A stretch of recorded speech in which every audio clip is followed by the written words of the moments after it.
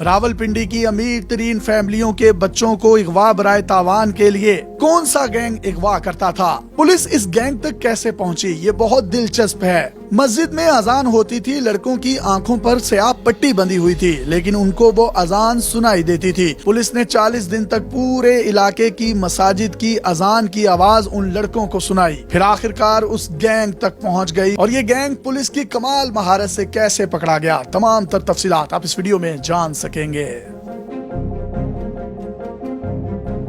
मुजरिमों को पकड़ने के लिए पुलिस को तरह तरह के तरीके अपनाने पड़ते हैं। बाजुकात भेस बदल कर रैकी की जाती है तो कभी साइंसी तरीकों से मुलजिमों तक पहुंचा जाता है। कुछ तरीके तो इंतहाई गैर रिवायती भी होते हैं, जैसे जैनब कत्ल केस में जैकेट के बटनों के जरिए मुजरिम तक पहुंचा गया था। इसी तरह रावलपिंडी में अगवा बराए तावान की वारदातें हुई तो पुलिस के पास मुलजिमान के हवाले से कोई मालूमात नहीं थी। आखिरकार एक मस्जिद में होने वाली अजान के जरिए मुलजिमान के ठिकाने का कामयाबी से पता लगा लिया गया।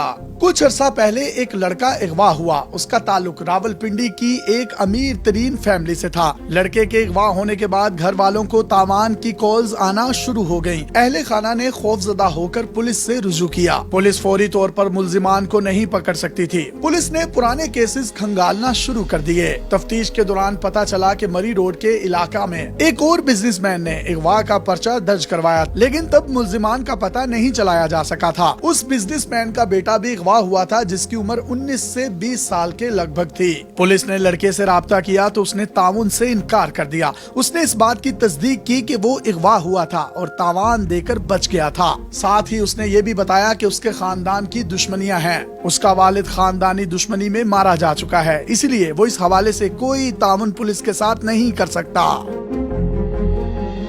लड़के के इनकार के बाद पुलिस ने कहा कि आपने तामुन नहीं करना ना करें, आप कम से कम सिर्फ हमारी बात अपनी वालदा से करवा दें। वालदा से बात हुई तो उन्हें कहा गया कि आपको तावान के लिए जो कॉल्स आती थी सिर्फ उनकी रिकॉर्डिंग्स पुलिस को सेंड कर दें। पुलिस ने रिकॉर्डिंग्स को मद्देनजर रखते हुए तफ्तीश शुरू कर दी। अभी तफ्तीश जारी थी कि एक रिटायर्ड खातून डीएसपी भी पुलिस के पास पहुंच गयी। उन्होंने बताया कि वो भी मरी रोड के इलाके में रहती हैं। उनके बेटे का फार्मास्यूटिकल का कारोबार है, उसे भी अगवा किया गया था। उनके पास अगवाकारों की कोई भी रिकॉर्डिंग्स मौजूद नहीं थी, लेकिन जैसे ही उन्हें रिकॉर्डिंग सुनाई गई तो उन्होंने शनाख्त कर लिया और बताया कि उनके बेटे के तावान के लिए भी इसी शख्स की कॉल्स आती हैं। पुलिस ने पहले अगवा होने वाले दोनों लड़कों को भी पुलिस के साथ तामुन करने के लिए किसी तरह से आमादा कर लिया। उनसे छोटी से छोटी तफसीलात पूछी गयी, उन्हें हर तरह से कुरेदने की कोशिश की गई। मुगवी लड़कों ने बताया कि जब उन्हें अगवा करके ठिकाने पर पहुंचाया गया तो उस दौरान उन्हें सिर्फ 30 मिनट का वक्त लगा था। इस बात से पुलिस को अंदाजा हो गया कि ये कोई मुनज़्ज़िम गैंग है और रावलपिंडी में ही इसका ठिकाना है। अगर कोई भी कार्रवाई की गई तो मुगवी लड़के की जान को खतरा हो सकता है। पुलिस के मशवरे पर फैमिली ने तावान अदा किया और अपने बेटे को बाजियाब करवा लिया।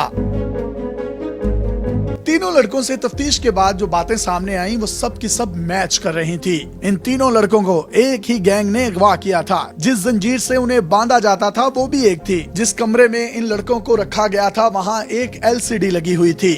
लड़कों से जब पूछा गया इस एरिया से आवाजें कैसी आती थी तो उन्होंने बताया कि उन्हें अजान की आवाज आती थी। ये आवाज इंतहाई करीब से आती थी, जिसका मतलब ये है कि मस्जिद इंतहाई करीब थी। तीनों लड़कों ने मजीद इंकशाफ करते हुए बताया कि वहाँ पर आने जाने के लिए हेलीकॉप्टर्स की आवाजें भी बहुत ज्यादा आती थी। हेलीकॉप्टर आते भी थे और जाते भी थे। पिंडी में ऐसी जगह सिर्फ 2 ही हैं। इनमें एक जगह नूर खान एयरबेस और दूसरी जगह धमियाल है। पुलिस को अब अगवाकारों की लोकेशन मिल चुकी थी। ये धमियाल के इलाके में है। दूसरा क्लू अजान की आवाज थी। पुलिस ने धमियाल के इलाके की मसाजिद की अजानों की आवाजें सुनना शुरू कर दी। पुलिस की टीमें इन तीनों लड़कों को फजर के वक्त लेकर धमियाल के इलाके में पहुँच जाती। 30 से 40 रोज तक अजानें सुनने के बाद आखिरकार वो मस्जिद मिल गयी जिसकी अजान की आवाज अगवाकारों के ठिकाने पर आया करती थी। अब अगला मरहला घर की शनाख्त था, जहां पर इन तीनों मुगवियों को रखा गया था। एक लड़के ने बताया कि उनकी आंखों पर हर वक्त पट्टी बंधी रहती थी। उसे ब्लाइंड फोल्ड के नीचे से नजर आया कि घर का दरवाजा काले रंग का है। ये क्लू मिलने के बाद पुलिस ने हर घर का जायजा लेना शुरू कर दिया जिसका दरवाजा काले रंग का था। आखिरकार पुलिस उस घर तक पहुँचने में कामयाब हो गयी जिस घर में इन तीनों मुगवी लड़कों को रखा गया था। जिस घर में इन लड़कों को रखा गया था ये एक मुकम्मल तौर पर बंद घर था। इस दौरान पुलिस उस गाड़ी की तलाश भी कर रही थी जिसको अगवा की वारदात में इस्तेमाल किया गया था, लिहाजा उस इलाके में रेंट ए कार वालों से तफ्तीश की गई। इस दौरान पता चला कि अगवा वाले दिन एक शख्स ने अपने शनाख्ती कार्ड पर एक गाड़ी ली थी। जब शनाख्ती कार्ड वाले बंदे को पकड़ा तो उसने कहा कि उसने गाड़ी अपने लिए नहीं बल्कि अपने दोस्त के लिए बुक करवाई थी। पुलिस उस दोस्त तक पहुंच गई, उससे तफ्तीश की तो उसके बाकी साथियों का भी पता चल गया। अब पुलिस ने गैंग के तमाम कारिंदों को एक एक करके पकड़ लिया था। इब्तदाई तौर पर मुल्जिमान किसी भी वारदात में मुलव्विस होने का इनकार करते रहे। पुलिस ने जब इनकी जामा तलाशी ली तो एक की जेब से एक लिस्ट बरामद हुई। इस लिस्ट में 12 लोगों के नाम लिखे हुए थे। ये रावलपिंडी के अमीर तरीन लोगों की लिस्ट थी। इनमें से 3 नामों पर टिक लगी हुई थी। ये वही 3 नाम थे जिनके बच्चे अगवा करके तामान वसूल कर लिया गया था। पुलिस पर वाज़ेह हो चुका था कि यही वो गैंग है जो रावलपिंडी के इलाके के अमीर तरीन लोगों के बच्चों को अगवा करके उनसे तावान तलब करता है। इस गैंग को पकड़ा गया तो साथ ही रावलपिंडी में अगवा बराए तावान की वारदातें खत्म हुई और शहरियों से खौफ के बादल छटने लगे।